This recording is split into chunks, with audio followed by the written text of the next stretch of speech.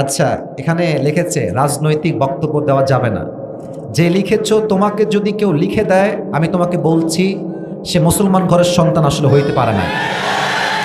এই জীবনের প্রথম আমি আমার মাহফিলে এরকম স্লিপ পাইলাম, বেটা দেশ কারো বাপের না, এখন দেশটা মুসলমানদের দেশ। এইসব বাটপারি আর কইরেন না, জনগণের মায়ের খাইলে বাঁচতে পারবেন না কিন্তু আপনারা। এটাকে আপনি আওয়ামী লীগের শাসনামল পাইছেন নাকি? মিনা পিঠায় হাত দিয়ে ভেঙে ফেলবে যুবক ভাইরা। রাজনৈতিক বক্তব্য দেওয়া যাবে না মানে? কোরআনটা রাজনীতিতে ভরা, ইসলাম রাজনীতি, রসুল করেছে রাজনীতি, রাজনীতির দ্বারা দেশের চিত্র বদলানো সম্ভব যুবক ভাইরা। মানে শুধু মাটির নিচের ওয়াজ হবে আর রাতের ওই আধারে ওয়াজ হবে নাকি? না না, ওইসব কথা বাদ। আমার কথা একটা, সাইদি সাহেব বলতেন বিড়ালের মতো 500 বছর বেঁচে থাকার কোনো দাম নাই, সিংহের মতো 1 ঘন্টা গর্জন দিয়ে আমরা বাঁচতে চাই। আপনি যা করা করে নেবেন, কোনো সমস্যা নাই। কথা বলবো কোরআন থেকে, হাদিস থেকে। যার ভালো লাগবে না সে নমরুদের সন্তান, সে ফেরাউনের সন্তান যুবক ভাইরা। যে দিয়েছো, যে তোমাকে কেউ দিয়ে থাকে তাকে সাবধান করে দিবা। এটা আসিফ হুজুরের মাহফিল, বাড়াবাড়ি করে যুবকরা 1 চুল পরিমাণ কোনো ছাড় দিবে না। আর এখানে পুলিশকেই তো কেউ মানে না। এখন তো পুলিশকেই কেউ গুনে না যুবক ভাইরা, জনগণকে গুনবে কেমন করে যুবক ভাইরা? আমার যেটা মনে চায়, যেমন ভাবে মনে চায়, কোরআন থেকে হাদিস থেকে বললে আপনি শুনতে বাধ্য থাকবেন। প্রিয় ভাইরা, আমরা মাহফিলে রাজনীতি করতে আসি নাই, আমরা তাফসীর করতে আসছি, আমরা হাদিস থেকে কথা বলতে আসছি। তবে যদি আপনি শুধু আয়াতের তর্জমাই বলেন, তাহলে আপনি প্রকৃতপক্ষের মুফাসসির হতে পারেন নাই, আপনি হচ্ছেন 5 আটা মুফাসসির, যারা হক কথা বলতে ভয় পায়। না না, রাজনীতি মানে আমি আসলে কোনো রাজনীতি দলের সঙ্গে জড়িত নই, আমি কোনো রাজনীতি আসলে কিন্তু করি না, কোনো দলে আমার নাম নাই। তবে হ্যাঁ, দেশে আগামীতে নেত্রী আসবে, তবে নেত্রী মানে মেয়ে নেত্রী না। আমাদের যে নেতা হবে সে পুরুষ হবে, আদর্শবান হবে, ইমাম হওয়ার যোগ্যতা রাখবে, খতিব হওয়ার যোগ্যতা রাখবে। সবাই ঠিক কিনা বলেন যুবক ভাইরা? এই কথা যদি শুনে মনে হয় রাজনীতির বক্তব্য, তাহলে আপনার ইমানেও সমস্যা, চরিত্রেও সমস্যা আছে। আমরা দেখেছি আগে কোরআনের মাহফিলে আমাদের আলোচকরা হক কথা বললেই বলা হতো রাজাকার, জঙ্গিবাদ, মৌলবাদ, ঠিক কিনা বলে? ওই দিনটা এখন আসলে আর নাই। শহীদ আল্লামা দেলোয়ার হোসেন সাঈদী হুজুরের নাম শুনছেন না আপনারা সবাই?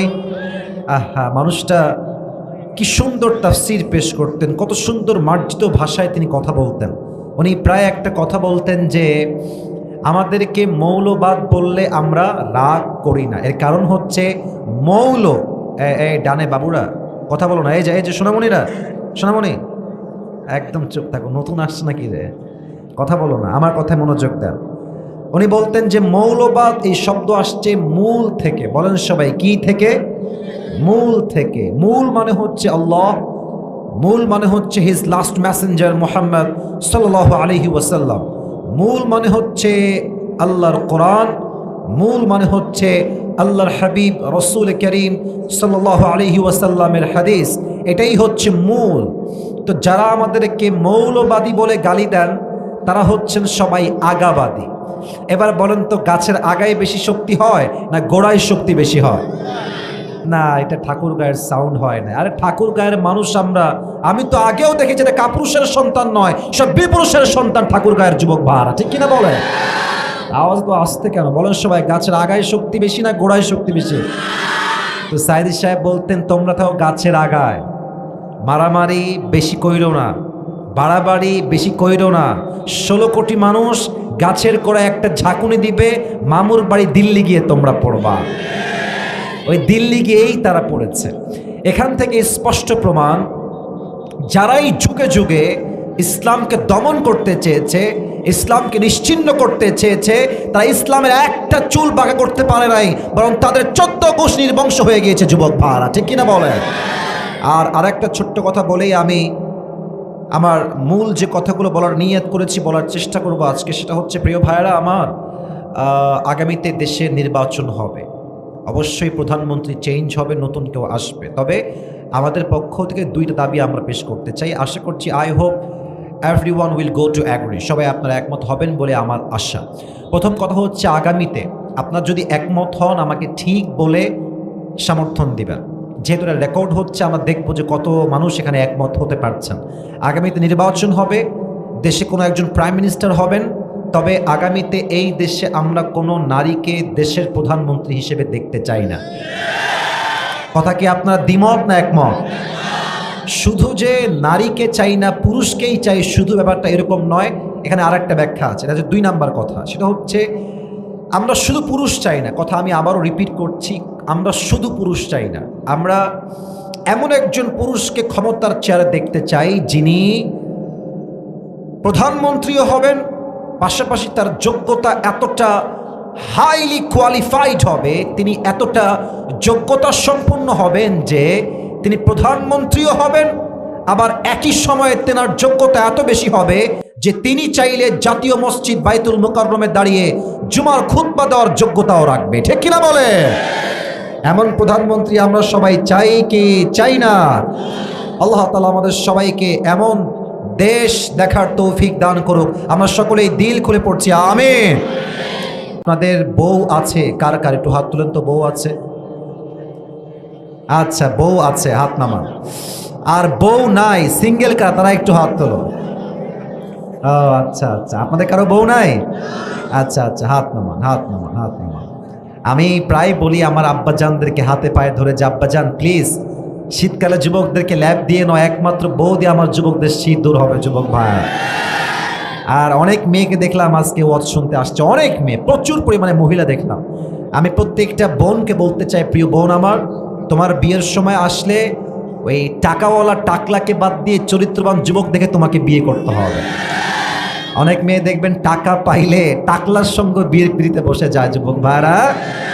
না, আমার কথা হচ্ছে যেই মেয়ে চরিত্র দেখে বিয়ে করবে সেই মেয়ে তার জীবনে সুখের সন্ধান খুঁজে পাবে। ঠিক কিনা বলে? আল্লাহ প্রত্যেকটা মেয়েকে বোঝার তৌফিক দান করুক। আমরা সকলেই দিল খুলে পড়ছি আমিন। আমরা 3টা তাকবীর দিব। প্রথম তাকবীর দিবেন প্রিয় বিবাহিত ভাইয়েরা, দ্বিতীয় তাকবীর দিবেন আমার প্রিয় সিঙ্গেল ভাইয়েরা। আমি দেখতে চাই কার জোর কত বেশি। বিবাহিত ভাইয়েরা কাশি দেন, খুব বেশি সাউন্ড নাই। আচ্ছা, দেখা যাক কেমন পারেন আপনারা। লিল্লাহি তাকবীর। মোটামুটি সাউন্ড অনেক ভালোই আছে ভাই। আচ্ছা, দেখা যাক সিঙ্গেলরা আজকে কতটুকু সাউন্ডে তাকবীর দিতে পারে। সিঙ্গেলরা একটা কাশি দাও। মুরব্বীরা দাঁত কেলায় কেলায় হাসতেছে। আচ্ছা, সিঙ্গেল ভাইয়ারা দেখা যাক আপনাদের জোর কত বেশি। লিল্লাহি তাকবীর। বিবাহিত ভাইয়ারা, আই এম সো সরি, আপনারা আমাকে মাফ করে দেবেন, আজকে আমার সিঙ্গেল ভাইরাই পাস করেছে। আচ্ছা, এবার সবাই মিলে তাকবীর দিবেন। আমি স্যার সহ আমার ভাইরা সহ স্টেজ ভেঙে তাকবীরের ঠেলায় নিচে পড়ে যাব। ঠিক আছে? সবাই একটা কাশি দেন। লিল্লাহি তাকবীর। আল কোরআনের আলো, আল হাদিসের আলো, কোরআন হাদিস যেখানে, আলেম ওলামা যেখানে, ঠাকুরগাঁওবাসী যেখানে, আল্লাহ তাআলা কবুল করুক। আমরা সকলেই দিল খুলে জবান খুলে পড়ছি আমিন।